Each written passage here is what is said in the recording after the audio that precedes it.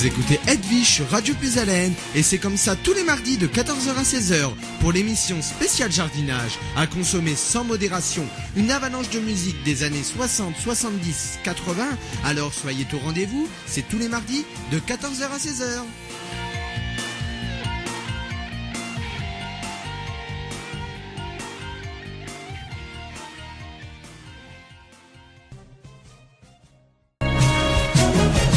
De 14h à 16h et voilà, c'est avec moi. Bonjour Edwige, bonjour Pascal. Bonjour.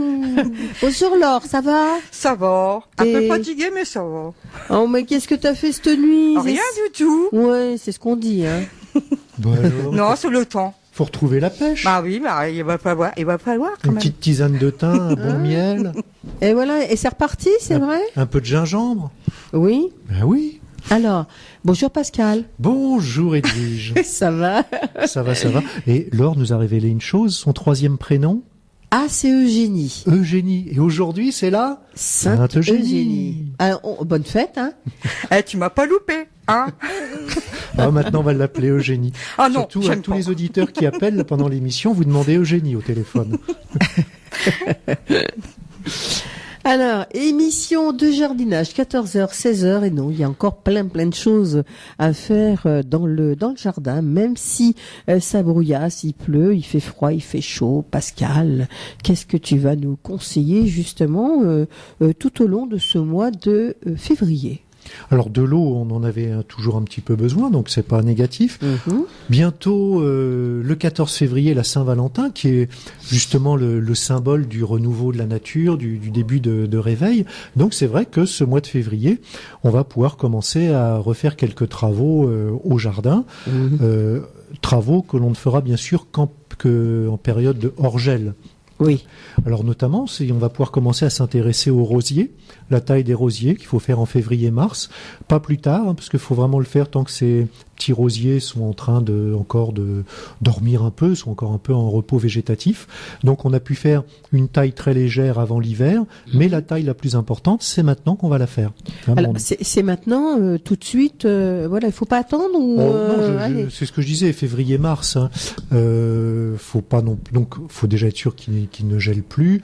Bon là, on n'est pas encore pressé, mais c'est vrai qu'il faut y penser et notamment aussi penser à ces outils, s'assurer qu'on a les bons sécateurs. Donc le bon sécateur pour la taille du rosier, ce sont des lames qui se croisent. Je vous rappelle qu'on trouve deux types de sécateurs. Il y en a un, c'est avec une espèce d'enclume, c'est-à-dire que la lame vient se poser sur une partie métallique plus large. Ça, c'est mauvais parce qu'en fait, ça va écraser la tige quand on va la couper, et c'est là que ça éclate un peu, qu'on n'a pas une coupe franche, et que ça favorise le développement d'entrée de bactéries, de champignons et les maladies. Donc il faut vraiment que les lames se croisent comme des ciseaux, en fait, pour là avoir une coupe bien franche qui ne va pas du tout abîmer le végétal. Et bien évidemment aussi un sécateur qui est sain, qui va pas être porteur de maladies qui auraient pu être récupérées sur d'autres plantes. Donc toujours le mot d'ordre, à chaque fois que l'on va changer de rosier, on désinfecte les lames du sécateur pour ne pas risquer d'apporter une maladie qu'il y aurait eu sur un rosier sur un autre. D'accord. Et éventuellement, même sur un même rosier, si vous avez des branches qui sont un peu plus malades, que vous coupez, désinfectez avant d'aller tailler d'autres branches de ce même rosier pour éviter aussi de surinfecter, tout simplement. Alors, il y a peut-être une façon de... On en reparlera peut-être un peu plus en détail. Oui. D'autres choses, on pourra aussi commencer à penser à des semis, mais surtout des semis sous abri. Hein. Oui. Il faut encore être méfiant.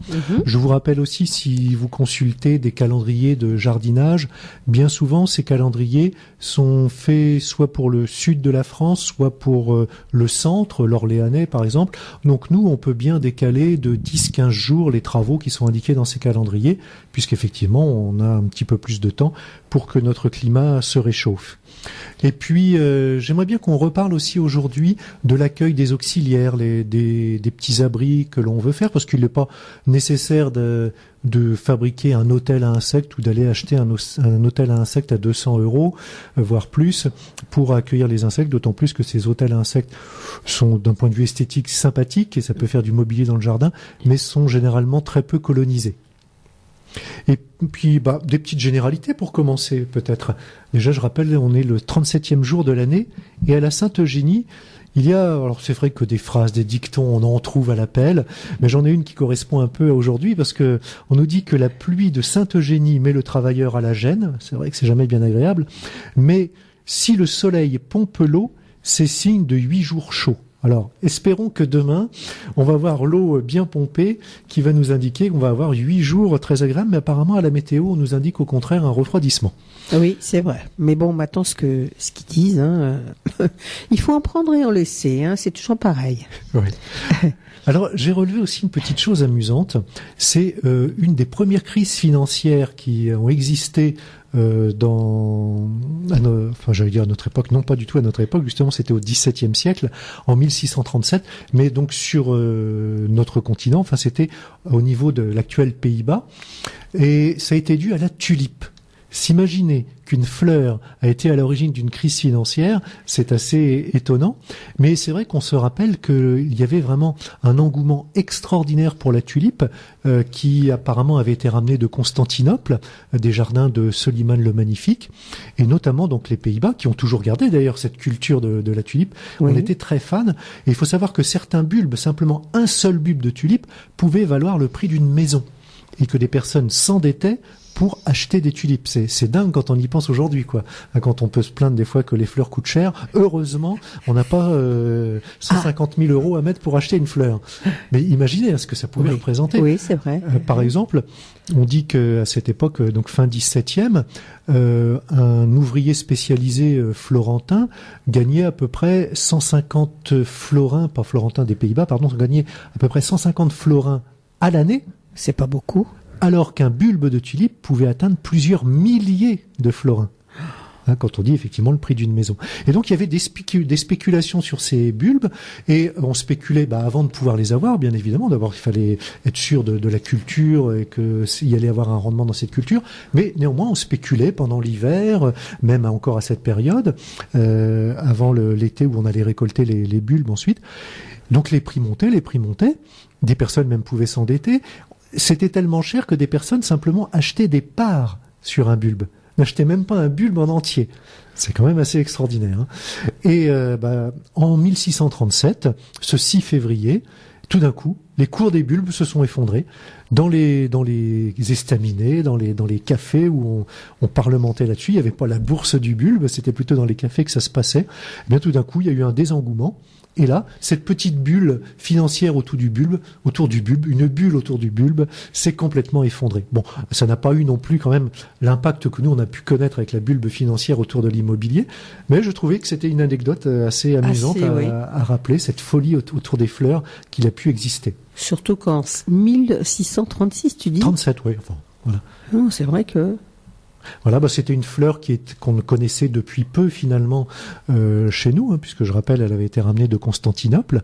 Et en plus, c'est vrai qu'on peut avoir tellement de couleurs, de formes sur la tulipe qu'il y avait eu cet engouement. Mais si vous avez l'occasion justement d'aller à Amsterdam, vous verrez dans les musées, on parle encore beaucoup justement de toute cette histoire autour de la tulipe. C'est très instructif. D'accord. Par contre, j'avais ramené des bulbes de tulipes d'Amsterdam. Ils m'ont fait une saison et après, j'avais plus rien. C'est normal. C'est normal. Personnellement, je préfère la jacinthe. Je les tue, les bulbes aussi, de jacinthe. Oui. J'en ai qui ont plus d'une dizaine d'années et alors les fleurs sont peut-être plus modestes, mais ça refleurit, pardon. Alors que les tulipes, moi, les bulbes dégénèrent très très vite. Et la jacinthe, ça sent bon, hein. En plus, oui. La tulipe, il n'y a pas trop d'odeur sur la tulipe. Non, certaines, c'est toujours pareil. Ça peut dépendre aussi des couleurs des fleurs. C'est ce qu'on va trouver notamment sur la prime vert, une fleur qui va bientôt fleurir aussi. C'est assez étonnant.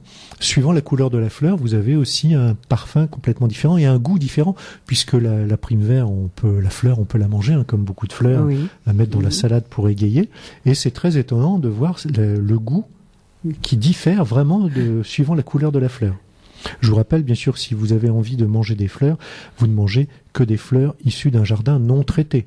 pour ne pas absorber quelques pesticides. Mais je suis sûr que tous nos éditeurs, bien sûr, ont abandonné les traitements. Ils en sont convaincus, tout comme nous, que c'est vraiment une question de santé majeure de faire attention à tout ce qu'on utilise dans le jardin. C'est pourquoi on reparlera encore de l'accueil des auxiliaires tout à l'heure. Merci Pascal de le rappeler. C'est vrai que c'est une émission qui est tout à fait, on va dire, consacrée à justement retirer tous ces pesticides qui fait que ça dénature un petit peu le sol et puis tout ce que ça entraîne. Puis nos réserves d'eau de conserver. Là justement, en ce moment qu'il pleut, on y pense bien. Si on répand un produit, ce produit va tout de suite soit être lessivé, retrouver rapidement les cours d'eau ou aller dans les stations d'épuration ou s'infiltrer et aller polluer les sols. Et ces produits sont rémanents, les molécules vont persister pendant des années, des dizaines d'années dans le sol. Et si quand nous on les absorbe, elles restent dans le corps, notamment elles vont pouvoir s'accumuler dans les graisses et aussi au niveau des reins, attaquer le système nerveux. Enfin, il y a des choses multiples, des conséquences multiples. Des cancers du sein peuvent aussi être provoqués par ça, puisque dans le sein, c'est quand même une partie du corps où il y a justement beaucoup de graisse, où beaucoup de produits se dissolvent dans les graisses. Donc, il faut vraiment faire très attention à tous ces produits-là et pour pouvoir, tant qu'à faire, essayer de garder une vie saine pour nous, mais aussi pour nos enfants et les générations encore à venir. Et les animaux, bien évidemment. Il faut aussi penser à toutes ces conséquences sur la vie en général. Alors, puisqu'on est à la Sainte-Eugénie, c'est vrai que dans la région, quand on parle d'Eugénie, forcément, on pense à une personne qui est... ça fait même pas un siècle qu'elle est décédée, ça paraît assez fou finalement. L'impératrice Eugénie, la dernière impératrice de France, bon, bien sûr qui a perdu son titre d'impératrice, enfin son titre non, elle l'a gardé à vie, mais son siège d'impératrice en tout cas en 1870, mais elle est décédée en 1920. Et cette impératrice Eugénie, figurez-vous qu'il y a une cerise qui s'appelle l'impératrice Eugénie et une fraise aussi qui s'appelle l'impératrice Eugénie. Donc personnellement, je ne les ai jamais vues. Si parmi nos auditeurs, il y en a qui ont la chance de cultiver ces variétés, ça serait intéressant qu'ils nous en fassent part. Et puis notamment si on pouvait récupérer quelques fraisiers Eugénie, pourquoi pas. Alors, en ce qui concerne la cerise Eugénie, c'est une cerise de vigne, qui a été obtenue en fait par un semis. Et elle a été obtenue en région parisienne, à Belleville, une certaine Madame Varenne à Belleville en région parisienne qui a obtenu ça, et donc on a eu les premiers fruits, les premières cerises impératrices Eugénie en 1850. Donc c'est relativement récent. Alors c'est un gros fruit bien rond, globuleux, qui a une peau très fine, donc ça c'est agréable quand on mange les fruits, quand la peau est fine, plutôt d'avoir un truc qu'on a un peu de mal à croquer, rouge donc, et puis même pourpre bien foncé lorsqu'elle est très mûre. Et la chair, par contre, elle est blanc jaunâtre, pas aussi foncée que la peau. Elle est ça peut être tout juste sous la peau un petit peu rosé, donc du rosé au blanc jaunâtre. Et elle est assez abondante en jus. Donc visiblement une variété assez intéressante. On aimerait bien un jour pouvoir croquer Eugénie. Elle existe encore. Alors, est-ce qu'elle existe encore? Si, oui, on ne sait pas. Il est vraisemblable qu'il en existe, oui. Il n'y a pas de raison. Certainement peu, parce que je suis pas sûr que ce soit une variété qui soit énormément commercialisée, mais il y a peut-être des personnes qui... Dans le jardin, alors. En mémoire d'Eugénie, ont continué à avoir ce... Voilà. On en avait déjà parlé, justement, cet intérêt des vieux jardins, des jardiniers anciens qui conservent, qui cultivent comme ça des vieilles variétés, que ce soit de fruits, de légumes, de fleurs. C'est toujours intéressant justement de savoir où on peut en retrouver, de les multiplier, de conserver, parce qu'elles peuvent toujours avoir un patrimoine génétique intéressant. Puis c'est une diversité dans les goûts. Avoir différentes variétés, ça peut permettre aussi d'étaler la production, ça c'est toujours intéressant, et d'avoir des variétés aussi qui sont plus résistantes à certaines maladies, qui sont mieux adaptées à notre sol. Donc ça c'est toujours important. Partagez votre Eugénie. Voilà. Donc cette cerise a été obtenue en France, on l'a dit, à Belleville. Par contre, la fraise Eugénie, elle est obtenue en Angleterre. Mais c'est toujours l'impératrice Eugénie, mais du fait qu'elle est de souche anglaise, on l'appelle aussi Empress Eugénie. C'est pas Eugénia, ça reste Eugénie. C'est vrai que Eugénie, l'impératrice, était très amie avec la reine Victoria, donc c'est pas. Et puis il y a eu des exils aussi en Angleterre, donc c'est pas étonnant que on ait aussi rendu hommage à Eugénie en Angleterre. Donc c'est un docteur qui a obtenu cette fraise. C'est une fraise qui est bien rouge. Alors sa forme, elle est pas très très régulière. Et il faut savoir que Napoléon III n'est pas en reste, puisqu'il y a aussi une fraise Napoléon III. Décidément, hein. Qui a une couleur beaucoup plus claire, elle. Alors c'est pareil, ces fraises-là, je ne les ai jamais goûtées. Si quelqu'un a la chance d'avoir dans son jardin Napoléon III et Eugénie, qui doivent bien sûr côtoyer, il ne faut pas les séparer quand même, parce que c'était une très belle histoire d'amour. Ah oui, en plus, c'est bientôt la Saint-Valentin, on va en parler. En plus, oui, c'est vrai que c'est l'occasion. Oui, c'est mardi prochain. Hein. Alors, attention, que des histoires d'amour. Hein, ça serait intéressant de questionner au niveau du château de Compiègne, si justement, ou même à Pierrefonds, s'ils ont l'idée de planter des cerisiers Eugénie et des fraisiers Eugénie et Napoléon III. D'accord. Ça pourrait être rigolo de trouver ça. Oui. Voilà, des petits clins d'œil que je me dis, tiens, ça pourrait être rigolo pour commencer notre émission du 6 février 2017. Oui, nous fêtons les Saintes Eugénie. Hein. Si vous vous appelez Eugénie, tiens, vous nous appelez ici à Puisalène 03 44 75 3000 hein, pour justement partager un petit peu votre passion, savoir un petit peu ce que vous faites en ce moment et puis poser des questions à Pascal. On vous attend, on passe un petit peu de musique. Hein, oui. Alors je sais pas, Laure, Eugénie. Laure Eugénie. Si tu as une petite... J'ai calé une rose sur ton cœur avec Lorenzo Caminotti et Eugénie de la Bastille avec Jacques Philippe. Oh, comme je t'aime, je t'aime, je t'aime. Oh là là. Et non, c'est la semaine prochaine, ça. Ah, mais je prends de l'avance. Je me demande ce que ça va donner le 14 février, effectivement. Oui.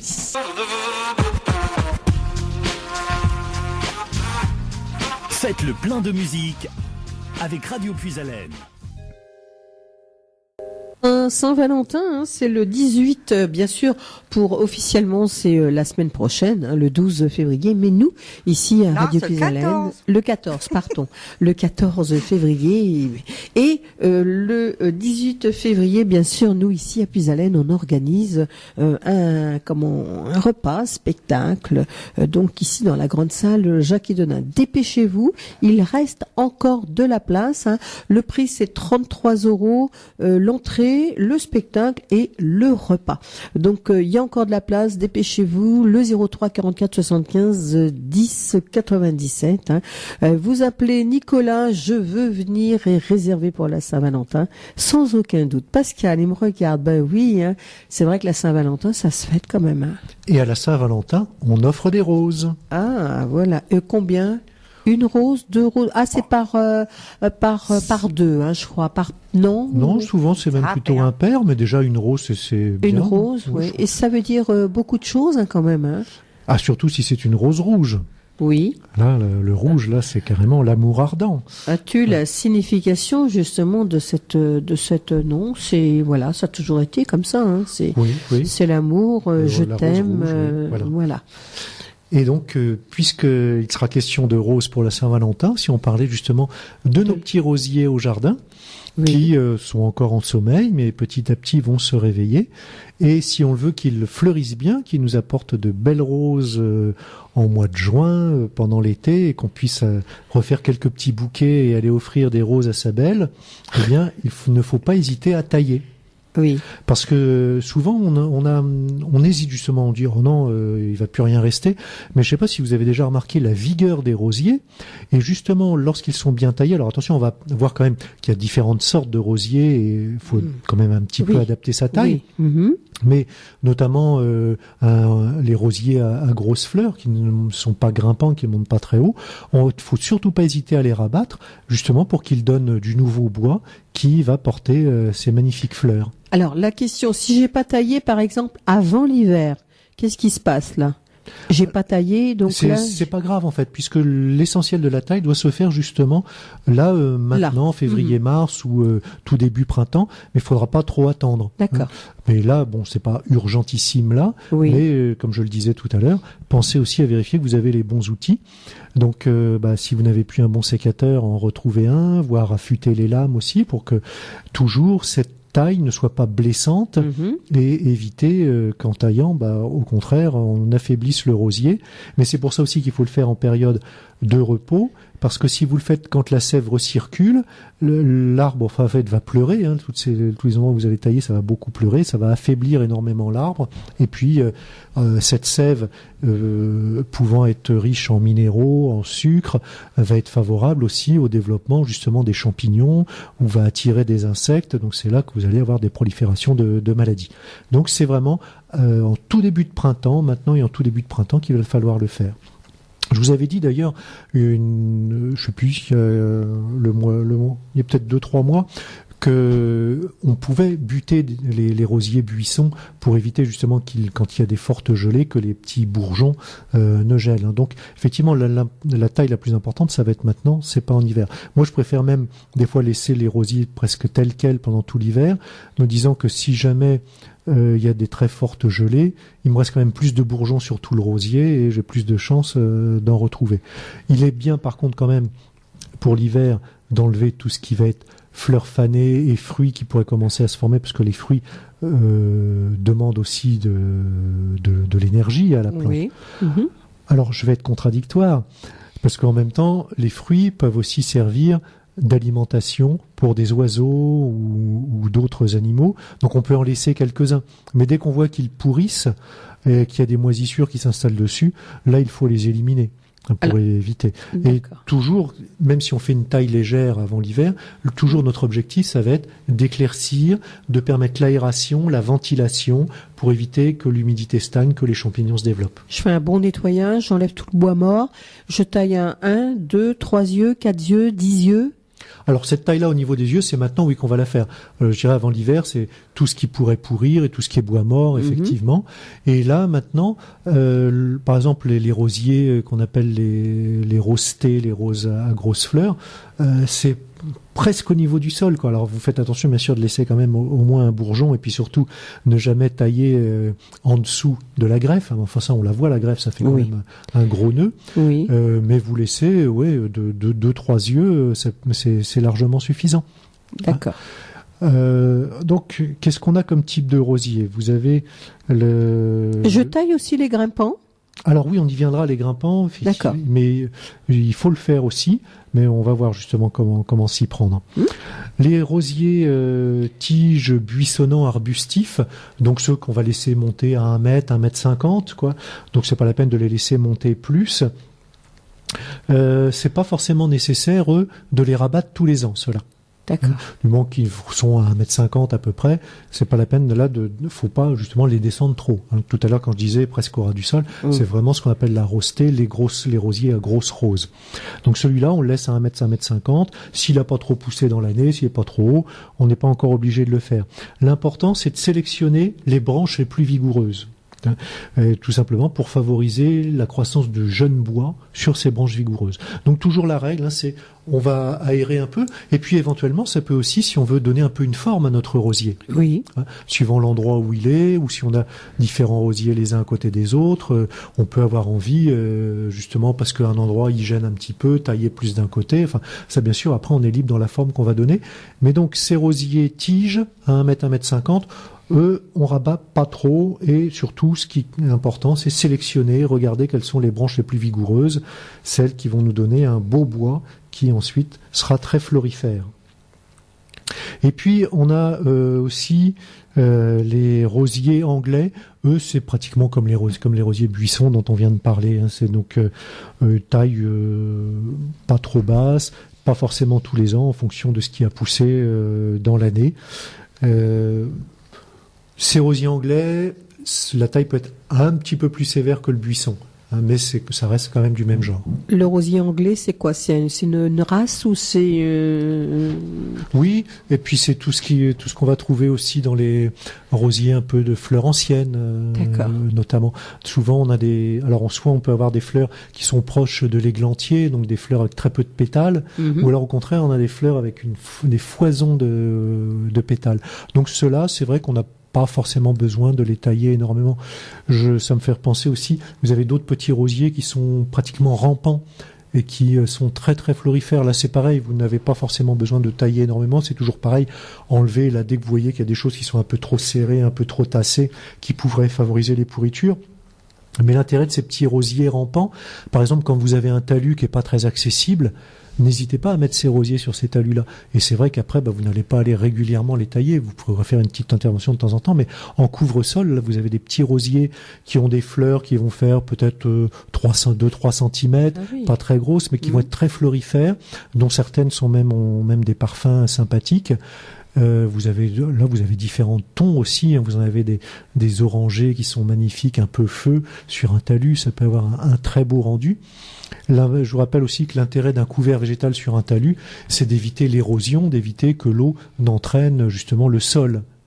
Et qu'après ça vienne notamment encombrer vos rigoles où vous récupérez les eaux de pluie. C'est embêtant si c'est toujours sali par cette terre qui a dévalé votre talus. Alors, dans les rosiers, il y a beaucoup de races, il y a beaucoup de variétés. On en crée continuellement. Oui, d'accord. Ça, ça n'arrête pas. Parce que, comme on dit, il y a des minus, comme 1,50 m. Bon, pas plus d'1,50 m, il y a les... Après, il y a les grimpants aussi. Après, il y a les grimpants, voilà. Oui, qui peuvent faire facilement 3 mètres de haut. Vous avez même des rosiers lianes qui montent dans les arbres.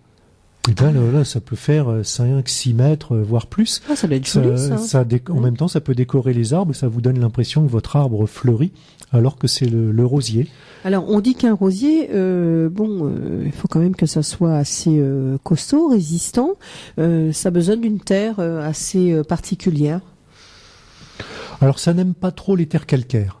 Dans la terre calcaire, le rosier va avoir du mal à aller chercher le fer qui est un constituant de l'hémoglobine, parce que c'est comparable à nous avec le sang, de sa chlorophylle, qui lui permet de faire notamment la photosynthèse. Et donc c'est justement quand vous avez des rosiers en terrain calcaire, c'est là que vous allez avoir cette chlorose avec un feuillage qui est un peu jaunâtre, qui a pas un beau vert. Et puis après, vous allez même avoir des taches qui apparaissent facilement. Donc là, vous pouvez avoir un apport de fer. Bon, il existe des engrais, même si on va toujours limiter, bien sûr, nos apports comme ça. Mais c'est vrai que ça peut être très efficace. Vous avez des engrais liquides à mélanger avec de l'eau qui apportent du fer. Et ça aide bien les rosiers, justement, à capter le fer qu'ils n'arrivent pas à avoir dans un sol trop calcaire, trop basique. Donc, améliorer aussi l'acidité du sol peut aider aussi le rosier. Donc là, ça peut être avec un petit paillage de conifères, un petit compost de conifères, ça peut aussi aider. Alors, les rosiers, on peut les mettre à combien? On va dire bien 15 cm entre l'un et l'autre, parce que le rosier, il faut quand même que ça soit assez... plus 15 cm. Je dirais bien 50 cm, pardon. Il faut qu'il y ait de la place, quand même. Voilà, il faut lui laisser de la place, toujours pour ses aérations, puis pour que chaque individu puisse se développer aussi. Oui, tout à fait. Après, tout dépend aussi de l'effet que vous voulez donner. Si vous voulez faire presque une barrière infranchissable, effectivement, vous pouvez les mettre très serrés. Là, vous êtes sûr que vous n'avez pas grand monde qui va passer entre les épines de vos rosiers. Ça peut être un moyen de défense si vous le voulez. Alors, il y a des rosiers avec et sans épines aussi. Oui, c'est vrai. Beaucoup... Et ce qui est curieux aussi, c'est que vous avez certains rosiers qui ont énormément d'épines, mais qui ne sont molles. Oui, c'est vrai. Qui ne sont pas du tout piquantes. Alors que vous en avez qui peuvent avoir que quelques épines et par contre très dures. Là aussi, c'est le moment de rappeler, quand on est jardinier, on est bien évidemment vacciné contre le tétanos. Oui, c'est vrai aussi. Il faut faire attention à ça. Ou alors travailler avec des gros gants. Oui, je pense que c'est une première précaution, parce que même si on ne risque pas toujours le tétanos, toutes ces griffures, c'est quand même pas agréable. Puis c'est assez douloureux même. Oui, c'est vrai. On le sent assez longtemps. Donc effectivement, une bonne paire de gants. Et puis comme ça permet qu'on n'hésite pas à aller chercher les branches dans le rosier pour tailler les bonnes branches et bien l'aérer et lui donner éventuellement la petite forme que l'on veut. Alors vous savez qu'il y a aussi bien sûr les rosiers qui sont greffés sur tige, là, qui font un peu des boules. Ça peut être intéressant dans des perspectives qu'on donne sur des jardins, ou alors se mettre comme ça un rosier sur tige. Sur tige, c'est beau aussi, oui. Et puis le mettre au milieu d'un massif et l'entourer de rosiers buissons, par exemple. Là, vous avez tout un ensemble de roses ensemble. Alors, c'est vrai que l'on parlait du rosier grimpant.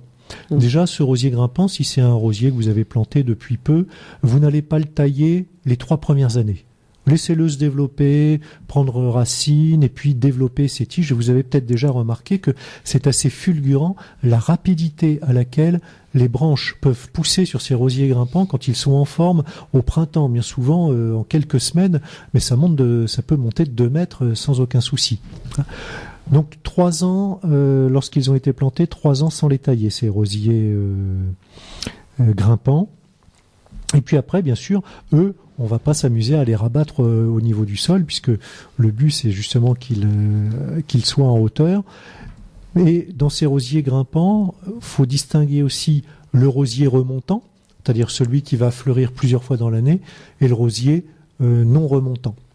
Alors le non remontant, vous le taillerez après sa floraison. De toute façon, il n'y a pas de risque là de couper des bourgeons à fleurs puisqu'il a fini sa floraison. Donc c'est tout de suite après sa floraison que vous le taillerez.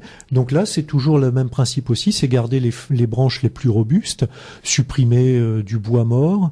Et vous verrez que justement en faisant ça, ça va stimuler la croissance de nouvelles branches très hautes qui vont pousser rapidement. Donc tout ce qui est un peu bois mort, un peu trop vieux, on n'hésite pas.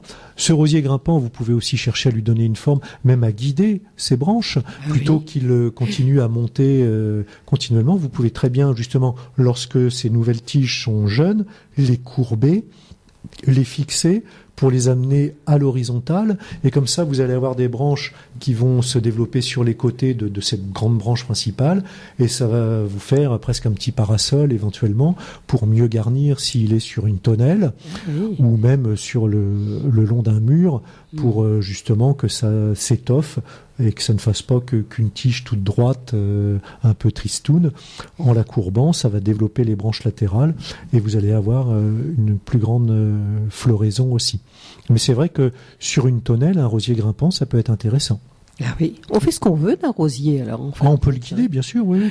Alors ça se taille pas comme, dire comme un buis par exemple, parce que ça a une croissance quand même plus rapide. Mais c'est vrai qu'on peut s'amuser à faire quand même quelques petites choses. Alors, si vous le mettez sur une tonnelle, évitez une tonnelle sur laquelle il y aura aussi, par exemple, du chèvrefeuille. Parce que le chèvrefeuille, lui, il va avoir une croissance tellement rapide qu'il va rapidement tout envahir et le rosier, lui, va se trouver étouffé. D'accord. Alors, donc, les rosiers grimpants non remontants, on attend la fin de la floraison pour les tailler. Par contre, les remontants, on va pouvoir les tailler, là aussi, en février-mars, au printemps, toujours pour couper les branches les plus vieilles, là où ça commence vraiment à devenir très ligneux, où ça devient marron, alors que les branches jeunes sont encore très vertes. Donc plus la branche vieillit, plus la lignine va se former, c'est-à-dire le bois. Et donc forcément, on le voit très bien par la couleur que ça prend. Et sur ce bois, les bourgeons auront plus de mal à émerger. Il vaut mieux des tiges un peu plus récentes. Voilà donc pour que nos rosiers nous donnent ces magnifiques fleurs que l'on pourra offrir, faire des bouquets ou simplement contempler comme ça. Mais je vous rappelle donc pour les rosiers à grosses fleurs qui restent bas, faut surtout pas hésiter à tailler. Alors si vos rosiers sont un peu malades, bien évidemment tout ce que vous taillez, vous l'évacuez du jardin. Vous n'allez pas le conserver pour ne pas avoir trop de maladies. Et je vous rappelle toujours bien désinfecter les lames de votre sécateur ou de votre taille, parce que si c'est un rosier grimpant, par exemple, pour éviter de prendre une échelle, vous pouvez prendre aussi comme un taille-haie ou un système avec un manche. Donc là aussi, bien sûr, les lames de tous ces outils doivent être toujours bien désinfectées. Alors pour les désinfecter, qu'est-ce qu'on va utiliser ? Éventuellement, du vinaigre ou de l'alcool, mais le vinaigre c'est très bien. Laver même un peu avec de l'eau savonneuse et laisser sécher, c'est aussi une autre méthode. Oui. Ce qui est bien toujours dans les désinfections, c'est justement varier les produits que l'on utilise pour éviter les résistances des organismes néfastes. Donc n'hésitez pas. Un coup une eau savonneuse, un coup un vinaigre, un coup de l'alcool. Et comme ça, vous serez sûr que vous n'allez pas transmettre les maladies d'un plant à un autre. Alors, si mon rosier a besoin un petit peu de booster, de truc pour le booster, qu'est-ce que je peux lui mettre au pied pour justement... Alors, le sang séché, ça peut être aussi une bonne chose parce que le sang, tout à l'heure je parlais d'hémoglobine, le sang est riche en fer. dans nos terrains calcaires, parce que très souvent dans la région Picardie, on a des terrains calcaires. Dans nos terrains calcaires, le rosier ayant du mal à fixer le fer, lui apporter ce fer avec du sang séché, ça peut être aussi une bonne idée. Alors, donc, le sang séché que l'on achète certainement... En jardinerie, on le trouve, oui. De la corne broyée, du sang séché, là ce sont déjà des apports qui peuvent être intéressants. Un petit purin de prêle ou même simplement de la prêle déposée comme ça, là plus aussi pour lutter contre les maladies cryptogamiques, donc contre les champignons. Ce sont aussi des moyens. Donc voilà, tout à l'heure je vous disais, on peut trouver des engrais liquides pour le faire, mais le sang est bien aussi. L'intérêt du sang séché, c'est qu'il va se diffuser aussi plus lentement dans le sol. Un engrais liquide, si vous en mettez, le risque toujours des engrais liquides, c'est le surdosage. Si vous en mettez trop, ça va pas être utilisé, ça va s'infiltrer dans le sol, ça va être perdu, ça va être un apport trop important qui ne profitera pas à votre jardin et vous aurez dépensé de l'argent pour rien. Donc, quel que soit de toute façon l'engrais que vous mettez, vaut mieux plutôt en mettre régulièrement, mais peu, pour que le sol ait le temps et que les organismes aient le temps de l'assimiler, plutôt que de provoquer un système d'overdose qui, dans certains cas, peut même faire griller la plante. D'accord. Est-ce que tu aurais une petite question à nous poser sur les rosiers ? Non. Tout va bien ? Tu en as chez toi ? Ah oui, j'en ai. Ma petite Eugénie. Alors, des buissons, des grimpants ? Des buissons. Des buissons. Puis des petits rosiers nains que je mets en pot, quoi. Ah oui, bon, ça résiste bien aussi. Oui, ça résiste bien. C'est vrai que quand on vous offre, souvent dans des compositions florales, on a les tout petits rosiers. Oui, là. c'est vrai. Ce sont des petits rosiers, effectivement, que vous pouvez garder. Moi aussi, je les replante en pot et ça vit plusieurs années sans problème. Puis ça donne des jolies petites roses. Il y en a qui sont même aussi parfumées. Oui. Donc n'hésitez pas, effectivement, quand vous avez des compositions, à regarder un petit peu ce que c'est et voir si vous pouvez pas rempoter, parce que souvent aussi dans les compositions, on va vous faire cohabiter des plantes qui n'ont pas les mêmes besoins, et donc si vous laissez tel quel, la décomposition va dépérir rapidement. Parce que dans cette composition, j'allais dire décomposition, dans cette composition, il y a certaines plantes qui vont avoir besoin de beaucoup d'eau, d'autres beaucoup moins. Donc forcément, si vous les laissez ensemble, il y en a une qui va souffrir, soit parce que vous arrosez trop, soit parce que vous arrosez pas assez. Donc n'hésitez pas à dispatcher ces plantes-là, et vous verrez que vous arriverez à les garder beaucoup plus longtemps. Moi, il m'est déjà arrivé aussi dans un bouquet de roses de faire des boutures. Ah oui. Pas des roses en pot, mais un bouquet, parce qu'il y avait au niveau de l'œil, il y avait le bourgeon à l'aisselle s'est développé. Je l'ai pris, je l'ai bouturé, c'est reparti. Mais paraît-il que c'est assez facile de bouturer un rosier. Oui. Là, vous pouvez aussi pratiquer le marcottage. Oui, donc aussi. justement, là, quand vous allez tailler, vous pouvez repérer une branche qui est encore un petit peu souple, que vous allez amener au niveau du sol et mettre dans la terre pour justement faire un nouveau rosier. Alors bien sûr, tous les rosiers que l'on a sont des rosiers qui sont greffés. Donc quand vous bouturez ou que vous faites un marcottage, là, ils ne seront pas greffés. Donc il est tout à fait probable qu'ils n'auront pas du tout le même port que le rosier duquel vous êtes parti. Il va peut-être avoir un côté un peu plus éventuellement sauvage, un peu plus buissonnant. Mais bon, ça c'est pas gênant. Vous pouvez aussi le guider, voire le tutorer. Moi, c'est ce qui était arrivé justement avec la bouture que j'avais faite d'une très belle rose dans un bouquet. J'avais en fait un rosier qui se tenait pas du tout, des branches assez frêles et qui avait tendance à ramper. Il était nécessaire de le guider. Au final, je ne l'ai même pas gardé ce rosier. Oh mince alors. Mais ce qui m'avait déplu finalement. Vous voyez comment je suis là. Et en fait, ça avait été aussi riche d'enseignements parce que c'était une rose rouge magnifique. Oui. J'ai fait une bouture, qu'est-ce que j'ai obtenu? Une rose blanche. Pourquoi? Tout simplement parce qu'aujourd'hui, malheureusement, on a beaucoup de fleurs avec des teintes qui sont belles, mais en fait c'est complètement artificiel, ce sont des colorants qui sont mis. C'est moche, ça. Alors c'est vrai que quand c'est rouge, on ne s'y attend pas, parce qu'on se dit, une rose rouge c'est normal, quand c'est une rose bleue... c'est bizarre quand même, une rose bleue. C'est tous ceux jaune, tous ceux qui choisissent les roses bleues, je fais référence à personne, sont un peu étonnants. Oui, tout à fait. Et vous avez plein de fleurs comme ça, avec des oranges pétants, des bleus pétants, tout ça c'est obtenu par colorant. Mais c'est vrai que là, j'avais été étonné qu'on le fasse aussi sur une rose, dommage, parce qu'elle était vraiment superbe. Mais le plus naturel des roses, c'est quoi? C'est le rouge, le blanc aussi. Oui, blanc et rose, pas rouge. Voilà. Puisque si vous regardez, puisque alors l'origine, ça part de l'églantier, donc quand vous regardez aussi, c'est la même famille. Hein, oui. Ce sont des fleurs qui sont plutôt roses, mais pas rouges. Hein, c'est blanc, rose. C'est plutôt ça. Ce sont beaucoup de fleurs dans la nature, hein, quelles que soient les variétés, sont plutôt roses que rouges. Oui. Et très souvent même, ce sont des pieds qui sont beaucoup plus vigoureux que les fleurs rouges, parce que sont plus proches de la variété sauvage qui se défend beaucoup plus facilement dans la nature.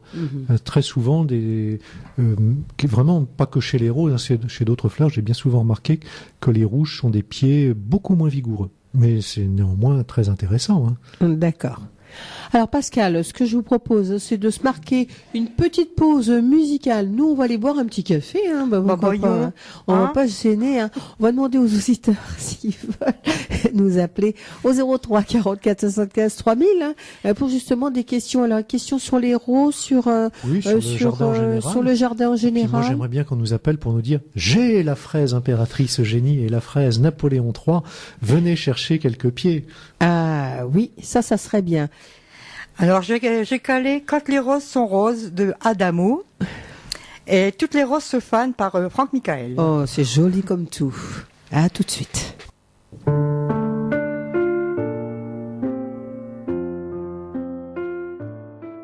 Oh, vous aimez Que d'amour. Belles. Elles sont belles comme chansons. Oui, tu nous as passé des très très belles musiques, très belles chansons, hein, Pascal. Oui. Là, j'ai pas trop écouté tant qu'on faisait notre petit tour au jardin là. Oui, on a savouré quand même là. On a profité de faire un petit tour au jardin, de regarder les rosiers. Ça nous a réveillé un petit peu.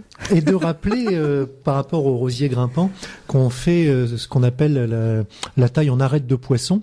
Donc une fois qu'on a conservé les branches les plus vigoureuses, les plus longues, il va falloir aussi tailler les branches qui poussent justement sur ces branches vigoureuses. Et on va les tailler à peu près à 3 œillets, c'est-à-dire que on va laisser du départ de cette grosse branche, on va laisser 20-30 cm et on coupe tout ce qui est au-dessus de ces petites branches qui partent des branches principales. Et comme ça, là, ça va bien repartir et bien fleurir et ça sera reparti pour une magnifique saison. Voilà pour ces petits rosiers. Eugénie, on n'a pas eu de questions sur les rosiers? Non, Pascal. Non plus par téléphone. Hein. Non. Il faut dire aux auditeurs de ne pas hésiter de nous appeler. N'ayez pas peur. Hein. Prenez votre téléphone, appelez-nous au 03 44 75 10 90. Non. 3000 de façon que l'on puisse vous répondre en direct tout ce qui est jardinage, hein, tout ce qui est fleurs. Là, c'est les rosiers. Donc, si vous avez des questions, n'hésitez pas. Et là, on va parler de...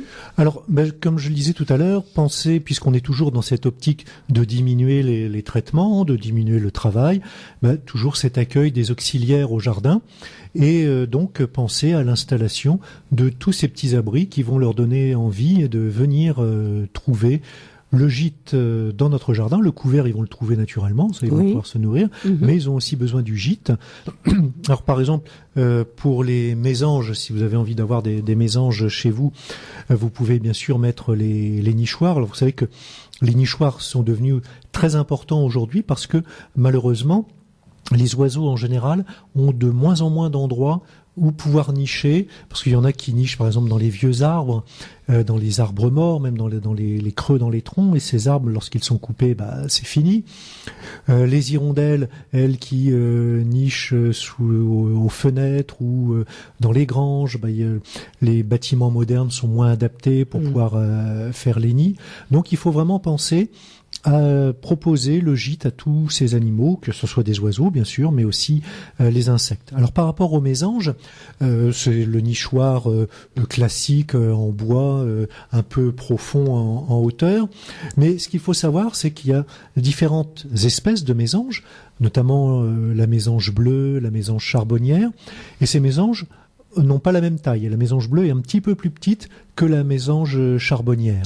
Mésange charbonnière qui a une tête noire tout simplement, alors que la bleue a une tête bleue. Alors il faut leur acheter des petits trucs spéciaux ou alors on peut fabriquer si vous êtes bricoleur, on peut fabriquer, mais est-ce qu'il faut leur faire à leur taille? Alors c'est pas forcément la taille du nichoir à leur taille, mais l'entrée du nichoir. On fait un trou rond Oui. Un seul trou rond dans le haut du nichoir pour rentrer. Et pour la mésange à tête bleue, il faut un diamètre à peu près de 2 cm 8, de 28 mm. D'accord. Alors que c'est important, ça? Oui, parce que la charbonnière qui est plus grosse, elle, il faut lui mettre 3 cm de 32 mm. 32 mm à peu près.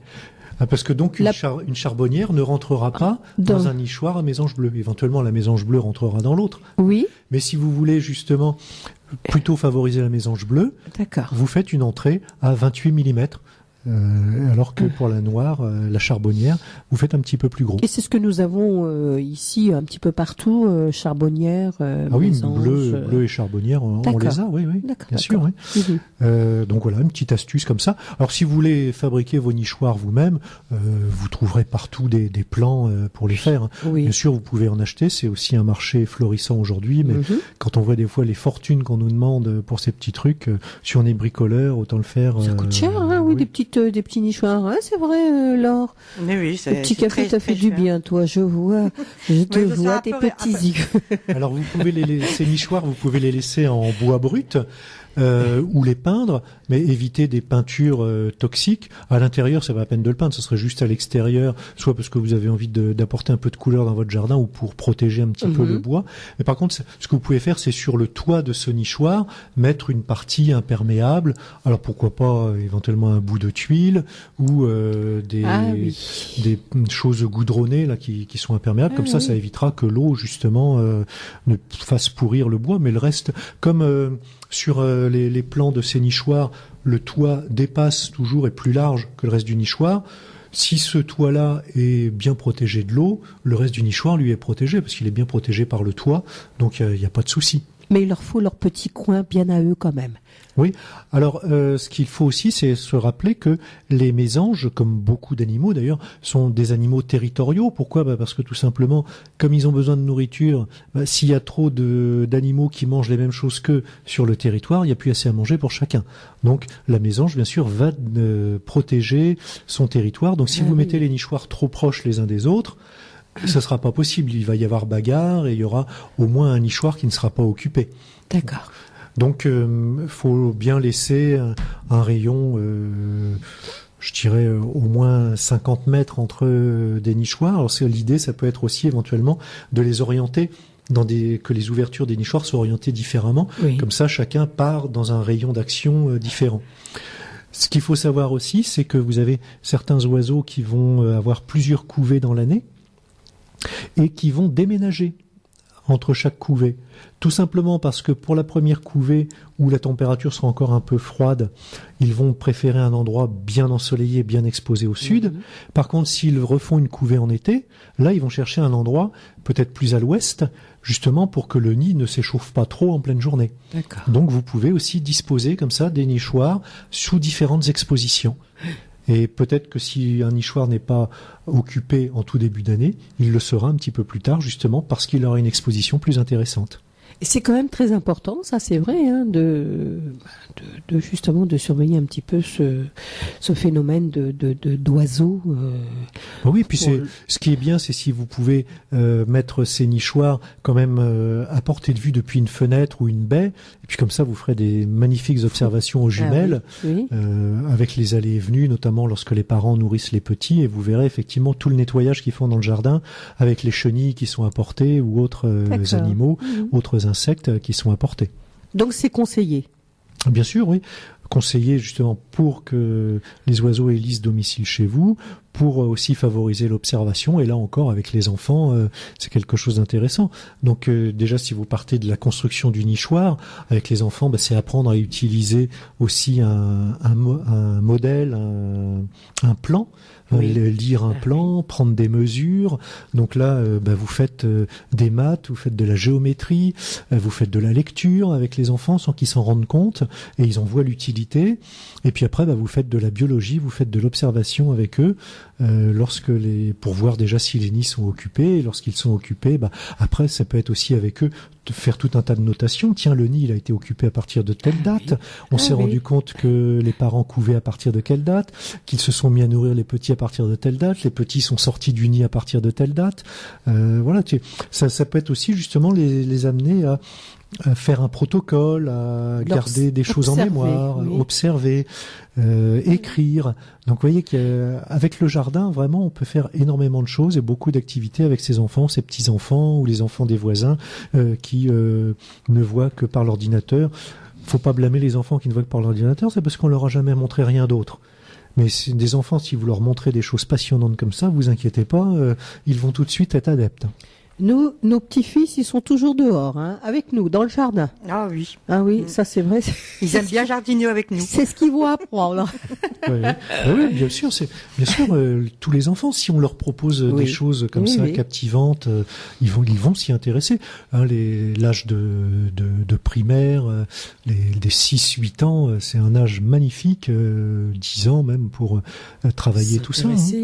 Oui. Et après, vous avez même des enfants qui vont continuer à aimer ça peut même être un besoin justement d'être dehors, parce qu'ils vont tout simplement ressentir que ça leur fait du bien d'être au calme, de se changer les idées, de s'apaiser en s'occupant de leurs plantes, en s'occupant de leurs animaux.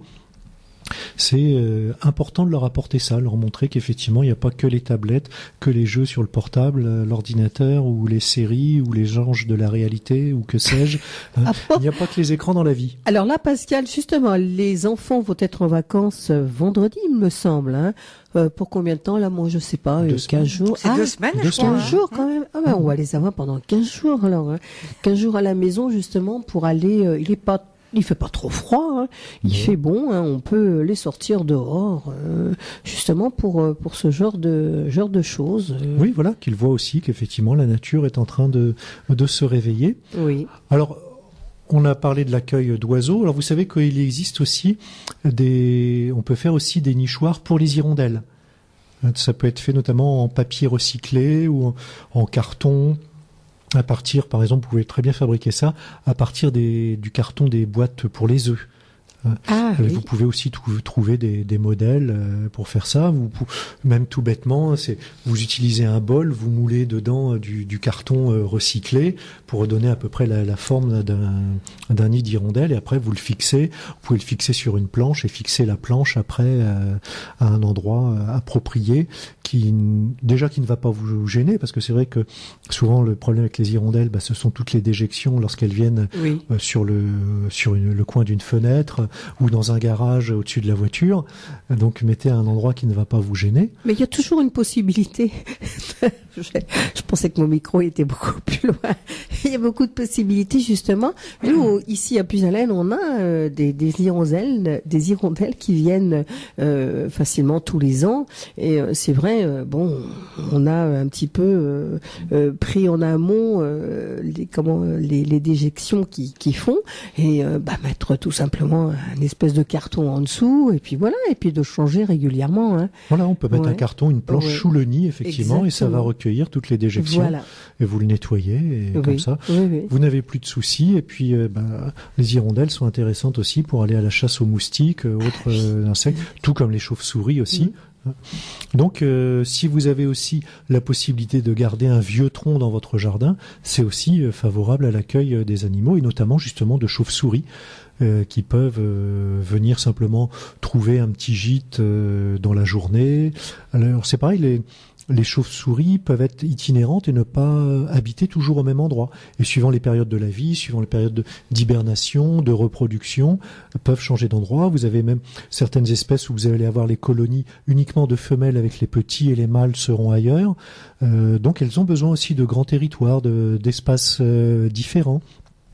Si vous avez un cellier, c'est bien s'il peut y avoir justement une petite ouverture qui reste en permanence. Vous pourrez très bien avoir des chauves-souris qui peuvent aussi en profiter. Faut pas du tout avoir peur de la chauve-souris, elle a rien de... J'allais vous en parler justement. C'est vrai que moi la chauve-souris, je la vois comme ça, énorme, alors que c'est tout petit. Voilà, en France, effectivement, on n'a pas de grosses chauves-souris. Il y a par contre d'autres espèces dans d'autres pays qui peuvent atteindre 1 mètre, 1,50 m 1,50 m d'envergure. Et alors, ce qui est amusant, c'est que généralement, ces très grosses chauves-souris sont en plus des chauves-souris qui mangent des fruits. Donc, qui sont absolument pas dangereuses pour nous, qui ne vont pas venir nous mordre. Les petites chez nous, effectivement, chassent les insectes. Mais il n'y a aucune raison qu'elles nous mordent, du moment qu'on ne vient pas les embêter. Il n'y a aucun souci pour la cohabitation avec elles. Alors pourquoi qu'elles ont la tête en bas ? Alors ça, par contre, je ne saurais pas pourquoi elles ont adopté cette position. Après, elles ont un système veineux cardiaque qui leur permet justement de bien vivre comme ça pour pas avoir tout le sang qui afflue dans la tête. Mais là, j'avoue que la physiologie de la chauve-souris, je ne m'y suis pas suffisamment penché. Et uniquement la nuit aussi, c'est pareil, parce que ça vit la nuit, mais non. Oui, ça, hein. Beaucoup d'animaux qui ont choisi de vivre la nuit, c'est souvent pour échapper aux prédateurs. D'accord. C'est souvent pour ça, parce que c'est vrai que la chauve-souris, c'est pas très gros et ça peut être facilement chassé par les oiseaux. D'ailleurs, il y a les rapaces de nuit, les chouettes, les hiboux peuvent très bien aussi chasser des chauves-souris. Hein. Mais au moins, elles échappent à l'épervier ou à d'autres chasseurs. Très souvent, les animaux qui vivent comme ça au crépuscule, la nuit, c'est tout bêtement parce que c'est un moment où ils échappent aux prédateurs. Alors, la chauve-souris ne va pas voler toute la nuit parce qu'en fait, elle va voler au moment où il y a encore des vols d'insectes. Donc, ça va être soit en tout début de soirée, au coucher du soleil, lorsque les insectes sont encore assez nombreux, ou alors au matin, mais vraiment en pleine nuit, il n'y aura pas beaucoup de vols. Et donc le vol va effectivement varier, va pas toujours commencer à la même heure, ça sera tout simplement en fonction du lever et du coucher du soleil. Et on en a besoin de ces petites bêtes-là ?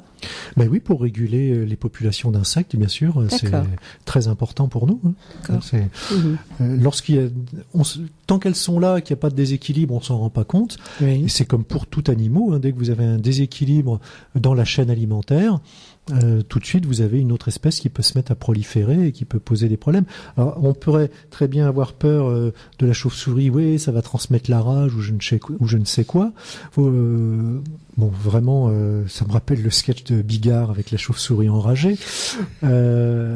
Mais par contre, le moustique qu'elle chasse, vous avez des moustiques qui sont porteurs de maladies qui sont très graves et qui peuvent même être mortelles pour l'homme. Donc vous voyez, c'est pas forcément la bête la plus grosse, même si la chauve-souris d'ailleurs est pas très grosse, mais le moustique lui-même peut avoir des conséquences très importantes pour notre santé, d'où l'importance aussi d'avoir la chauve-souris qui régule les populations de moustiques. D'accord, voilà, c'était très intéressant. Merci docteur. Je n'ai pas ce titre, je n'ai pas prolongé des études suffisamment longues. Sinon, pour les insectes aussi, donc toujours pensez à des endroits avec des tiges creuses que vous pouvez faire avec des tiges de sureau, vous enlevez la moelle, ou de la paille.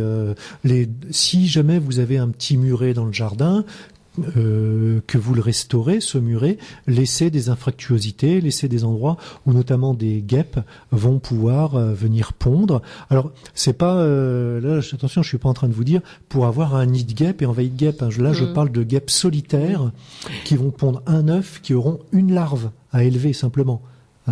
Donc c'est pas du tout être envahi. Il y a plein aussi d'espèces de guêpes qui sont très importantes parce que certaines vont aller chasser des insectes, d'autres vont pondre dans les larves d'insectes. Par exemple, il y a des petites guêpes qui vont aller pondre dans des chenilles. Et la larve de la guêpe va en fait dévorer la chenille. Et vous régulez comme ça une population de papillons, de chenilles qui peut faire de gros dégâts dans le jardin. Donc guêpe, ça veut pas dire forcément la guêpe dont on a l'habitude avec un nid énorme, là qui peut être dangereux. Ça pique une guêpe. Là bien sûr, ça au contraire, ça peut être très dangereux et on peut faire des allergies violentes aux piqûres de guêpe. Mais là, je vous parle de guêpe. De guêpes solitaires, de petits bourdons. Oui. Donc pensez à laisser des petits trous comme ça qui de toute façon ne pourront jamais permettre à une colonie de guêpes de s'installer, mais simplement à ces insectes solitaires de venir. Alors vous en avez justement qui viennent pondre comme ça, qui vont refermer, mettre une petite porte en terre là où elles ont pondu, et après lorsque la larve va se développer, ça sera réouvert pour que la larve aussi puisse se nourrir. Et ça, ces guêpes-là vont pondre aussi justement dans les tiges creuses. D'accord. Alors si vous n'avez pas de muret, ça peut être une idée aussi d'aménagement dans votre jardin, parce que pour faire une petite séparation dans le jardin, ça peut être joli aussi, un petit muret de pierre sèche, et en même temps, vous savez que ce sera un abri pour vos amis. Voilà, laissons la nature faire. Et un muret peut, et même un tas de pierres apportées comme ça peut aussi avoir un intérêt dans le jardin pour réguler la température. Si vous voulez avoir un endroit qui sera un petit peu plus doux, un petit peu plus sec, vous pouvez justement apporter des pierres, apporter des choses qui ont une inertie assez importante, qui vont capter la chaleur dans la journée et qui vont la restituer. D'accord. Ça peut avoir une influence. C'est pas avec une pierre, bien sûr, vous allez obtenir ça, mais déjà un petit muret, ça peut abriter d'un courant d'air. Ah oui. Et ça peut apporter une chaleur un petit peu plus douce. Et donc, ça peut être un endroit où vous allez, pourquoi pas, faire un semis de radis proche pour avoir des radis qui lèvent un peu plus vite. Je vous rappelle aussi que des petits murets comme ça, ou d'autres choses qui sont même à 50 cm, peuvent aussi vous protéger de certains insectes volants qui ne sont pas capables de voler au-delà de 50 cm au-dessus du sol. D'accord. Donc s'ils rentrent contre un obstacle, ils vont pas passer et ils ne vont pas aller s'attaquer à vos cultures qui sont derrière. Alors il faut que votre culture soit complètement entourée, bien sûr. Oui. Mais ça peut être aussi une idée pour se protéger d'insectes, faire des petits murets comme ça. Oui, voilà.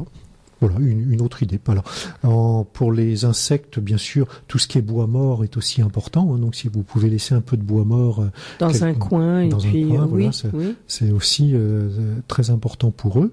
Et après, ça sera ce bois mort. Petit à petit, sera colonisé par différents types d'insectes, différents types d'invertébrés, puisque vous pourrez même finir par y voir des vers de terre.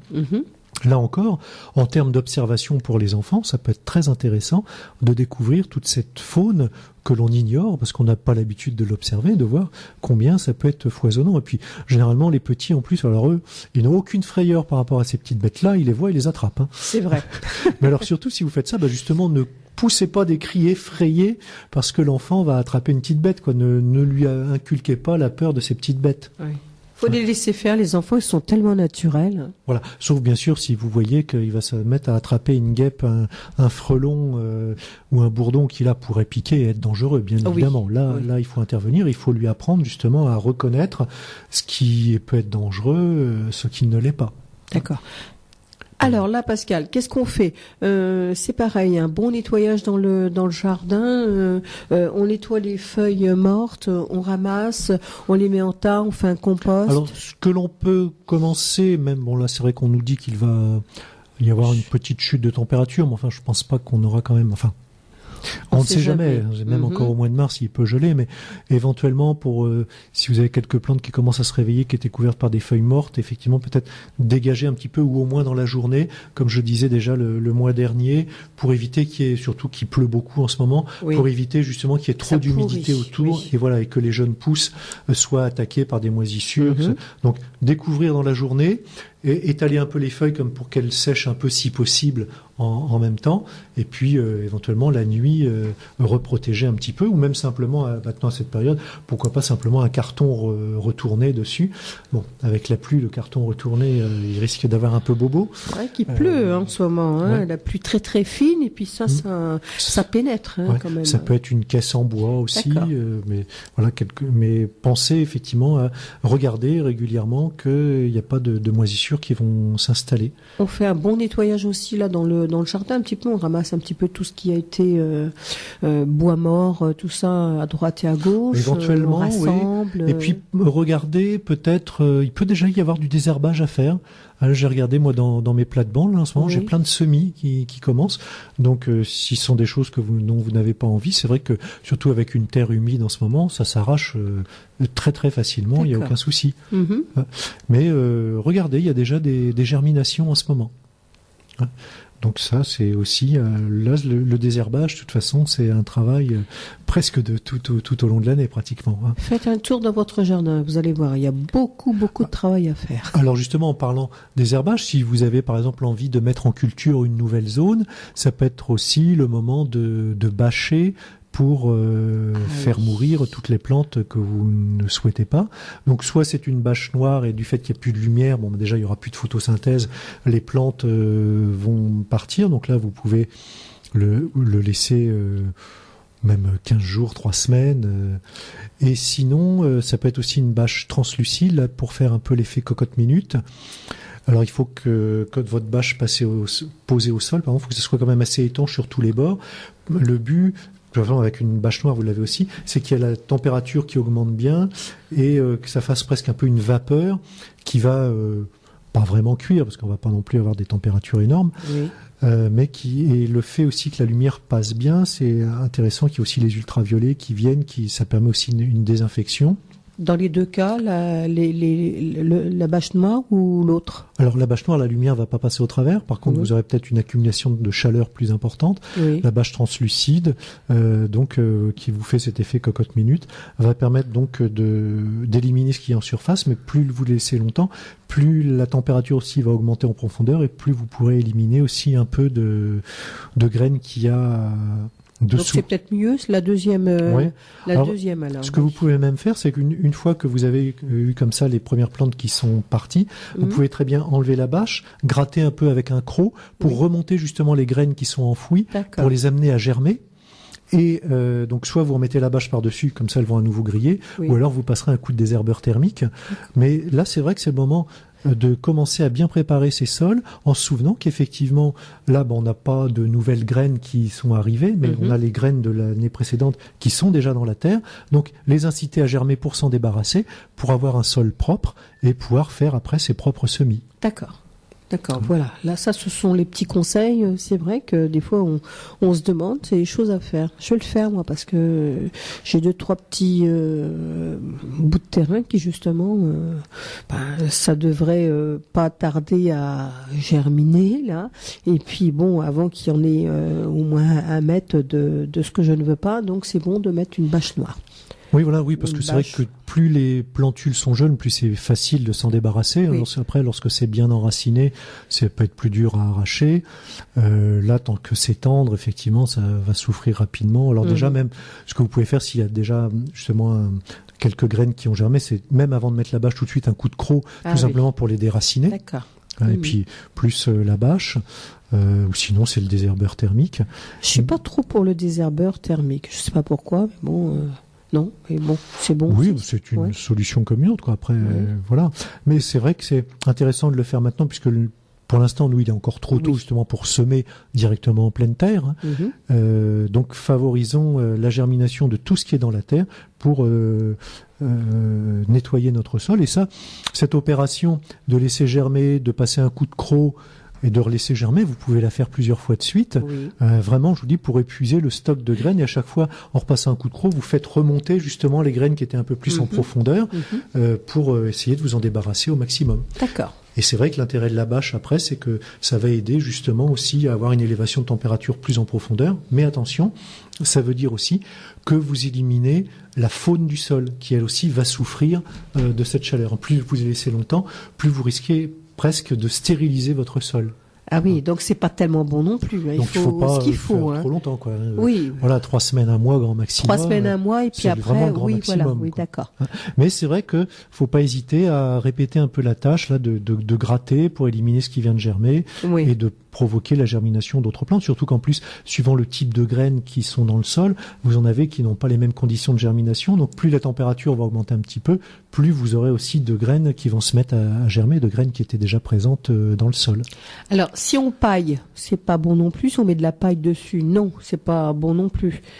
Dire, ça n'empêchera pas de si c'est vraiment vos 10 à 15 cm de paillage, là, il y a pratiquement rien qui va germer au travers. D'accord. Ça va être beaucoup.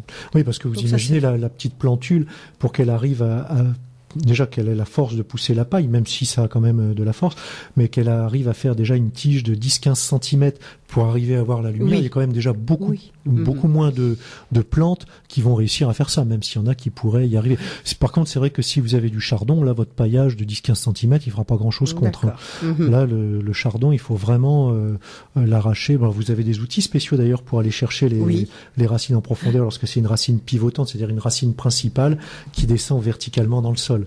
Donc ça, n'hésitez pas à utiliser ça pour arracher les chardons, les pissenlits, parce qu'un simple paillage par-dessus comme ça, ça va pas faire grand-chose. Moi-même, avec un désherbage à l'eau chaude, quand on vient par exemple de cuire des légumes, en le testant sur du pissenlit, ce que j'ai eu comme phénomène, alors certes, les feuilles sont tout de suite cuites, mais après, au lieu d'avoir un seul pissenlit, la racine pivot, je sais pas, a pas été bien détruite. J'ai eu au contraire 2 pissenlits qui se sont mis à pousser. Qui tout double. Même l'eau chaude, lorsqu'on a une plante qui est bien installée avec une racine justement pivotante, qui, comme elle va en profondeur, elle sera pas forcément détruite en profondeur, même avec l'eau chaude, ça va repartir. Donc là, vraiment, la solution, c'est avoir l'outil approprié, ou même simplement au couteau, arracher du pissenlit au couteau. Ça, il y a plein de gens qui le font, mais là, ça devient indispensable lorsqu'on a une grosse racine qui descend en profondeur. Donc les chardons, les pissenlits, là il faut y aller comme ça. Bien. Alors, je pense qu'on a encore, on a encore 10 petites minutes. On va peut-être se passer mon petit cadeaunet. Oui, moi je veux bien. Hein. Je veux bien. Je ne dis pas non. Si je veux bien. D'accord. Je veux bien alors. Du coup, j'ai calé avec la cage aux oiseaux de Pierre Perret. Ah oui. Et le jardin du Luxembourg de Jodassin. C'est bien, c'est très très bien. Belle initiative.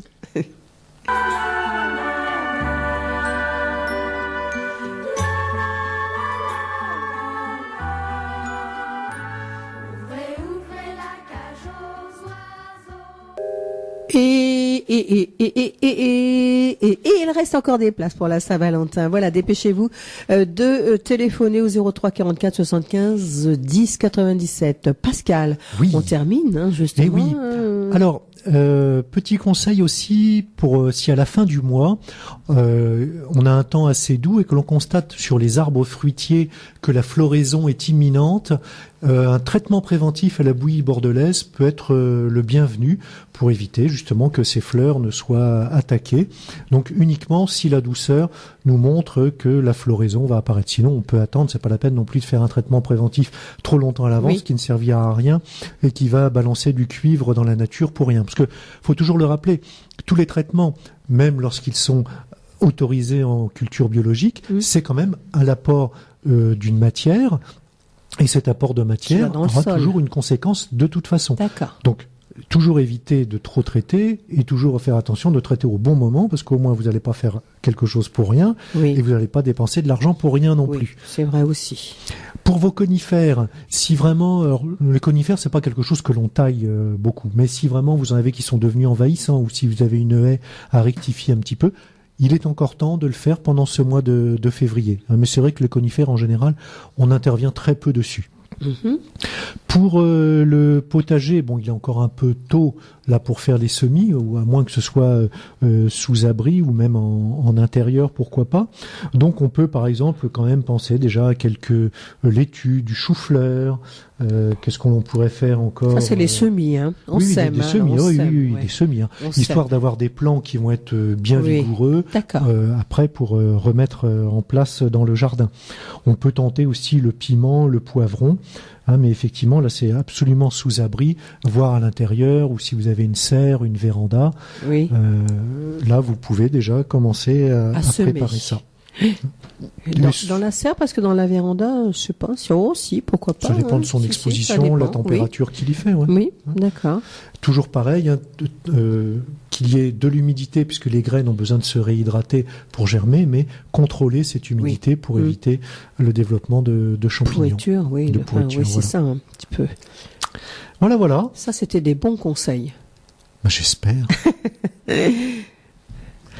Je pense qu'on termine cette émission, justement, puisque, Laure reprend le relais avec 2 heures d'émission avec des chansons d'amour, comme toujours. Je t'aime, je t'aime, je t'aime, moi non plus. Je t'aime, je t'aime plus. Je t'aime, je t'aime plus, je t'aime, je t'aime plus. Alors, Pascal, on va terminer justement cette émission. Nous, on se retrouve quand? La semaine non, pas la semaine prochaine. Jusqu'ici, on essaie d'avoir toujours au rythme à peu près une fois par mois. Donc, ça veut dire, voilà. Là, comme avec les 28 jours de février, on doit retomber exactement le même jour, le mardi 7 mars, logiquement. Le premier mardi du mois de mars, voilà, c'est avec Pascal. Et on parlera de quoi, là? Mais qu'est-ce que j'en sais, franchement? Voyons, de plein de choses. Ça sera sur le printemps, bien sûr. Hein, là, le printemps, c'est fin mars qu'il arrive, du moins sur le calendrier. La météo, on verra bien ce qu'elle nous réserve. Mais donc là, effectivement, de plus en plus, on va redevenir vigilant sur le jardin, préparer tout ce qui va être semis, toujours la préparation, le désherbage. Parce que là, pour le mois de mars, le désherbage sera encore beaucoup plus d'actualité. Hein, c'est vrai que c'est toujours important. Donc là aussi, si vous avez testé des choses, quelques petites astuces, n'hésitez pas à contacter Puisalène pour nous en parler. Si vous avez des questions aussi qui vous taraudent sur les semis, sur le désherbage, sur les petites bêtes dans le jardin, n'hésitez pas même à les poser à l'avance, qu'on fasse une sélection des questions. Et puis, de toute façon, on sera toujours en lien avec l'actualité, bien sûr, la météo, tout ce qu'on peut faire au mois de mars. On verra s'il y a un saint du jour ou du mois qui est rigolo, dont on pourra parler. Oui. Voilà. Mais j'ai l'impression que ça passe très très vite. Oui, un mois, ça revient très vite. Et là, justement, comme le jardin commence à se réveiller, pendant ce mois pendant lequel nous nous séparons, chacun, nous aurons beaucoup de choses à faire dans le jardin déjà. Merci Pascal. Merci Edwige, merci Eugénie. Et à la prochaine et bonne émission. C'est un prénom qui va me rester là. Laure Eugénie. Merci Laure Eugénie. Donc, dans quelques instants, tu vas prendre l'antenne, bien sûr. Oui, le temps de me préparer quand même. Oui. Hein. Tu te prépares. Préparer quand même les platines quand même. T'étais pas prête là. Hein. Non. Merci ma petite cocotte. Et puis on se retrouve très très bientôt sur l'antenne de Radio Puisalène. Et de la musique, rien que de la musique, c'est rien que pour vous.